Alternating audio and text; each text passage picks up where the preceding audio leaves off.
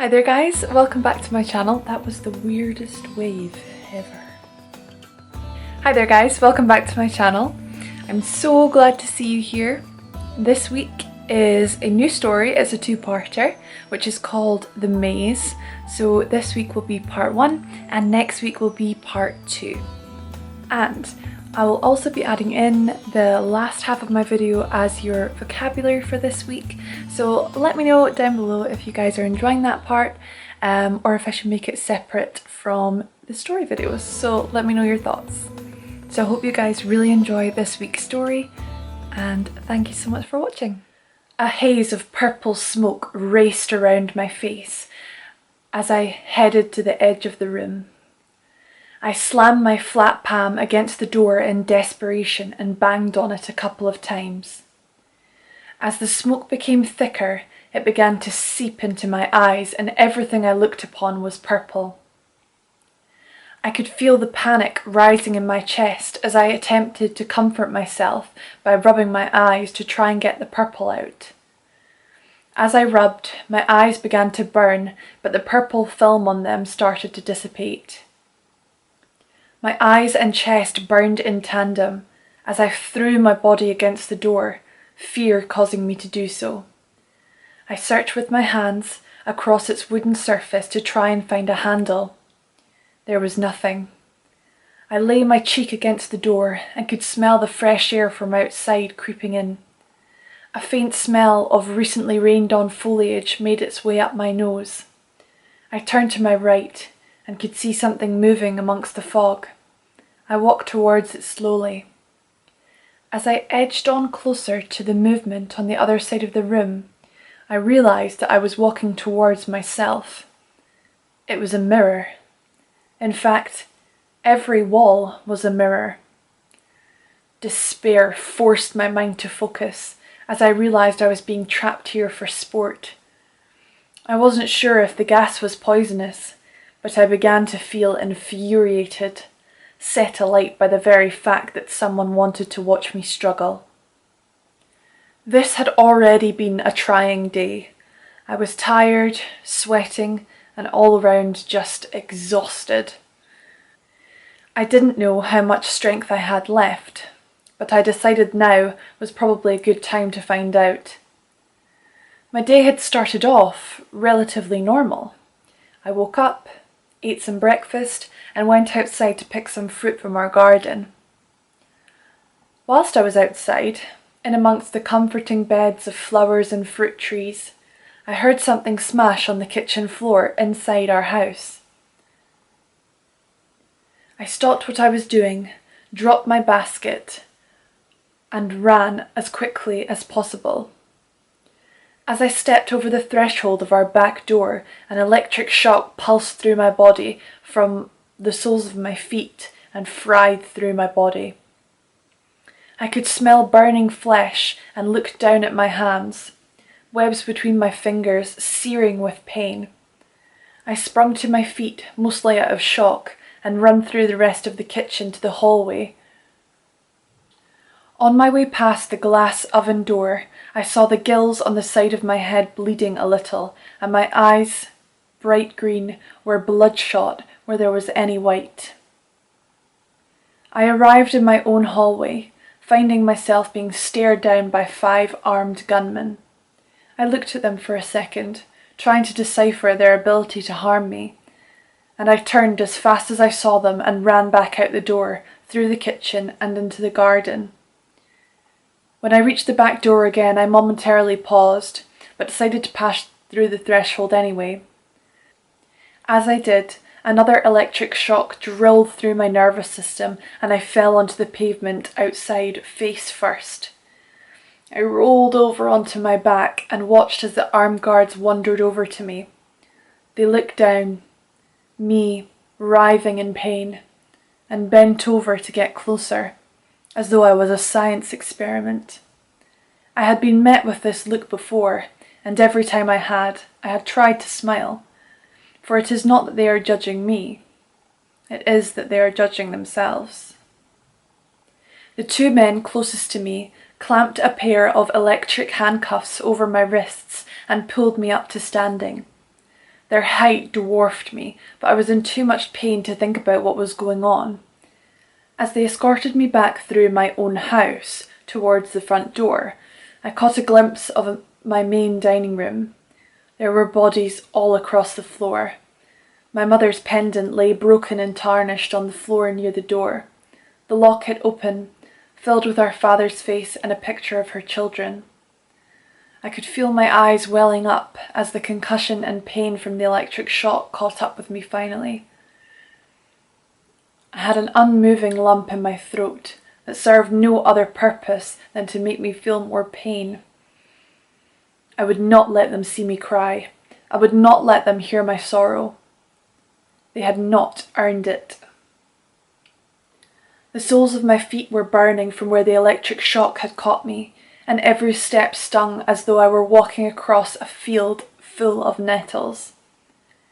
We walked out of my large glass front door and towards a set of black 4x4s that had their windows tinted.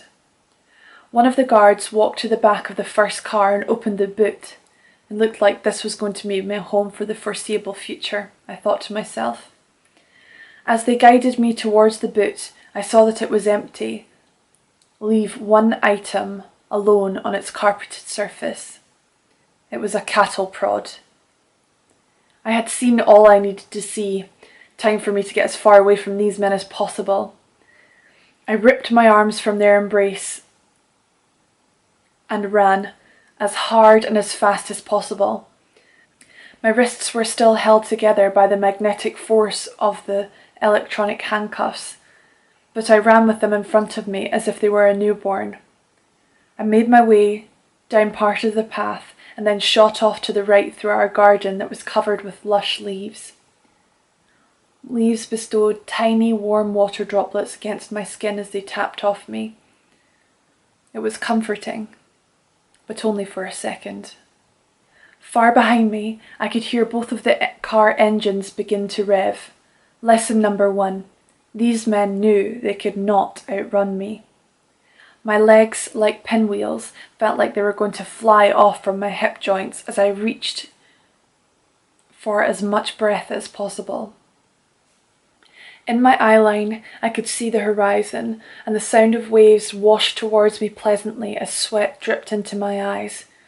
Just get to the edge, I thought to myself, willing my body to go on when it had nothing left. Everything was pain. From fingertips to toes, my muscles were failing undoubtedly. The problem with running this fast was that my body relied heavily on my muscle strength, as my bones were made to be flexible.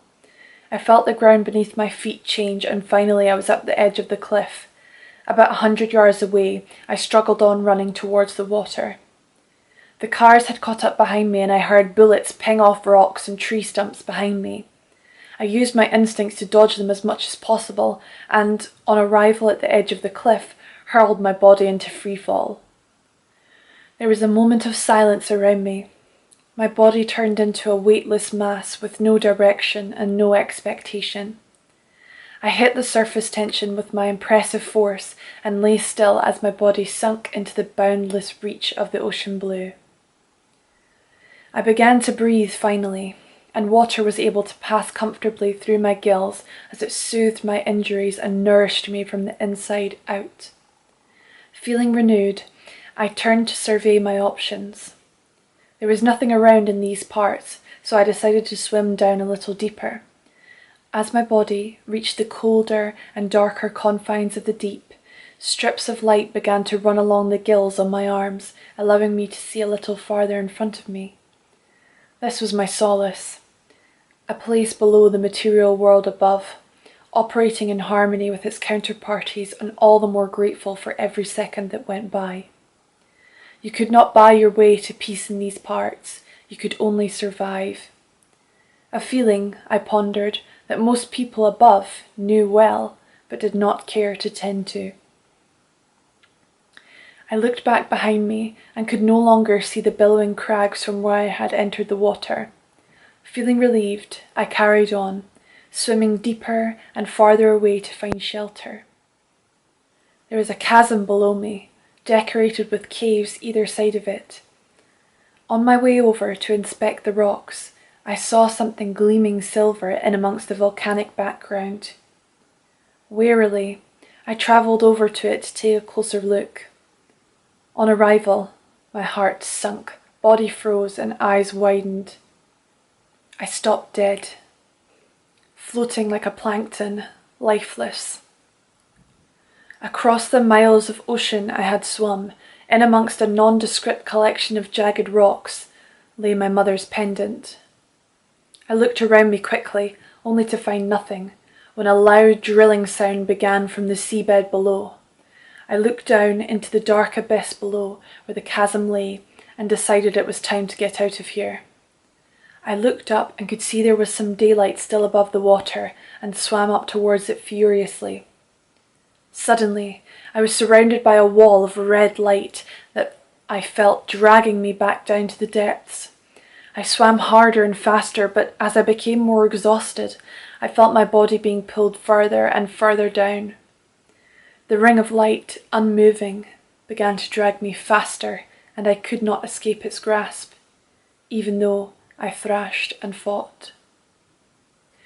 As I reached the bottom, I felt the magnetic pull weaken, and in an instant, I was no longer underwater. I was free-falling through the air.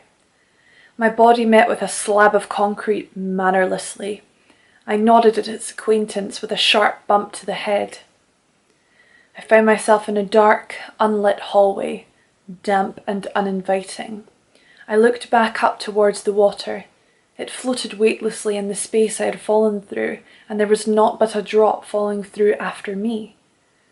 Suddenly, floodlights filled the hallway covered in algae. A booming voice sounded over the speakers. "We have waited a long time to meet you. You've come back home. If you want to see your mother again, you'll find us." I could feel a presence behind me. As I tried to look past the bright lights, I saw a figure standing at the end of the hallway. Deciding that this was probably not a good sign, I stood up and ran in the opposite direction. The floodlights behind me started to go off in pairs. I slowed down my pace as the surface made me slide on the stone with every step, providing me with a sickly rise in my stomach. At the end of the corridor ahead, the pathway split into two. Great, we love an ultimatum. I turned right, hoping that this would be the right decision. Or, at least, that it wasn't the wrong one. I was now running towards the door. I could hear the current rushing against the roof of the hall and could see my reflection as I approached it. I reached out both of my arms, palms outstretched, and pushed the door away from me forcefully. I locked it behind me with a deadlock that sat on the inside of it. I could see the figure that was following me running towards the door. My curiosity allowed me to stay and find out who it was. My heart flew out of my chest as the face began to appear. I struggled with the lock on the door, trying to open it as I watched my mother run towards me at breakneck speed. As I struggled with the lock, the floor started to lower beneath me like a lift, and I saw my mother reach the glass door, banging on it. I looked up at her in desperation, tears rising in my eyes. I dropped to my knees and felt my heart pounding painfully, as if in grief, trying to look out for her. Lesson number 2. These men wanted to control me. So, I think this was about where you came in. Purple smoke choking me and eyes burning from suspected poison. Looking around me at the numerous mirrors, I was enraged. I threw a fist into the wall closest to me and felt it pucker under my strength. I hit it a couple more times and saw the surface crack. Bingo. On the next impact, it caved in. Through the space, I could see a meeting room comprising of a large table and leather chairs surrounding it, and a few suit-clad businessmen running swiftly out of the room. They scurried away like mice, scrambling over each other to get out of the door. I didn't stop dismantling the wall.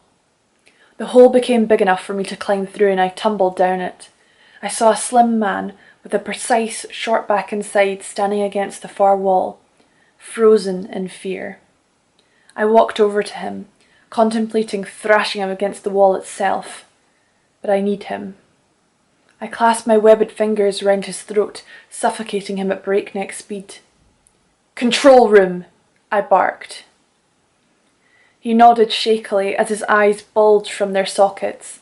I followed him through the door where his colleagues had exited and over their discarded takeaway boxes. I followed on behind him down a carpeted hall lit with white fluorescent lights.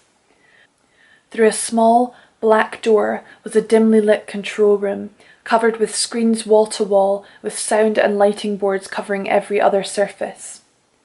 I pushed my prisoner in and locked the door behind us. I desperately pored over the droves of screens and found my mother in a corner of a dark corridor, unveiled by a camera in night mode. I heard a whimper escape from my lips at the realization that I could not get to her. Lesson number 3. This operation had a budget. I looked back at my company. He stared back at me with wide eyes and said, I can help you if you do something for me. Hi there guys, so I hope you enjoyed the little story. Now I'm going to go ahead with our little vocabulary session, so I hope you enjoy. Analogue. 1. Relating to using signals or information represented by a continuously variable quantity such as spatial, position or voltage. 2. Showing the time by means of hands or a pointer rather than displayed digits. Analogy. 1. Correspondence or partial similarity. 2. The resemblance of function between organs essentially different. 3. An analogue.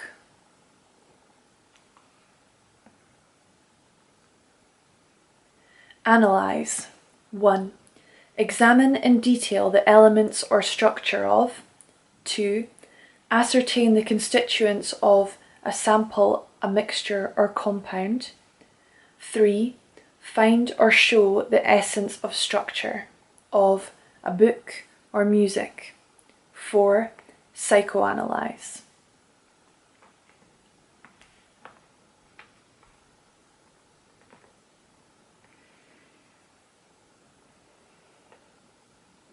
Anamnesis, recollection.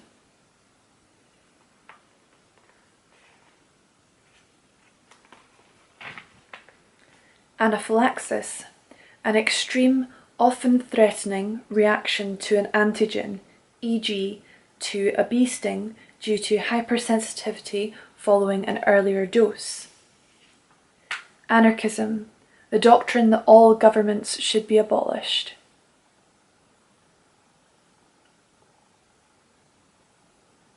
Anatomical. 1. Of or relating to anatomy. 2. Of or relating to bodily structure.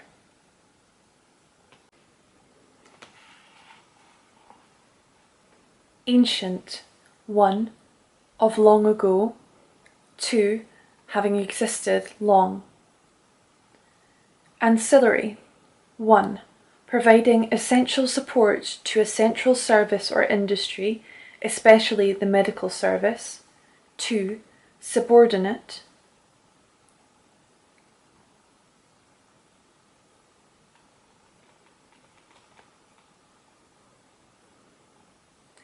Andante, in a moderately slow tempo.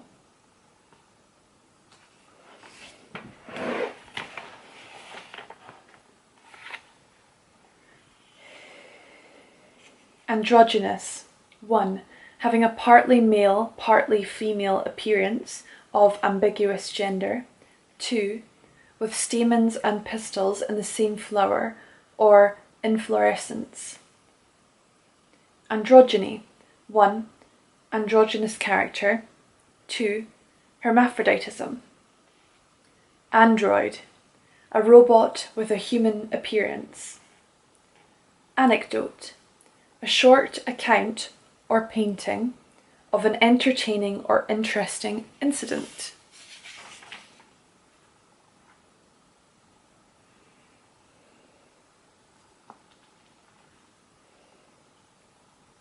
Anew, 1, again, 2, in a different way. Angel, 1, an attendant or messenger of God, a representation of this in human form with wings, an attendant spirit. 2, a very virtuous or obliging person. 3, a messenger or bringer of something. 4, a financial backer of an enterprise, especially in theatre. 5, an unexplained radar echo.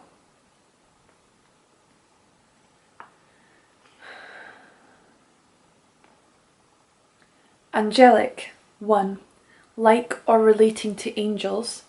2, having characteristics attributed to angels, especially sublime beauty or innocence. Anger, extreme or passionate displeasure. Angina, 1, pain in the chest brought on by exertion, owing to an inadequate blood supply to the heart.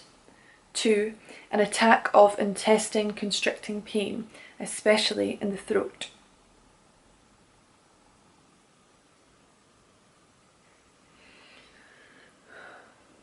Angle, 1, the space between or inclination of two meeting lines or surfaces.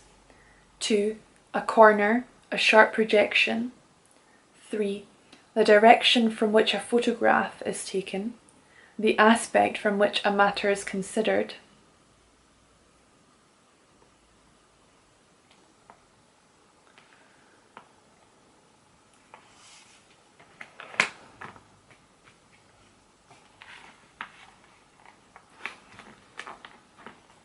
Angora, 1, a fabric made from the hair of the Angora goat or rabbit. 2, a long-haired variety of cat, goat or rabbit.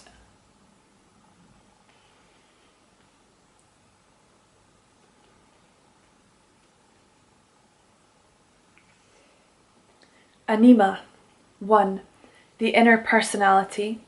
2, Jung's term for the feminine part of a man's personality.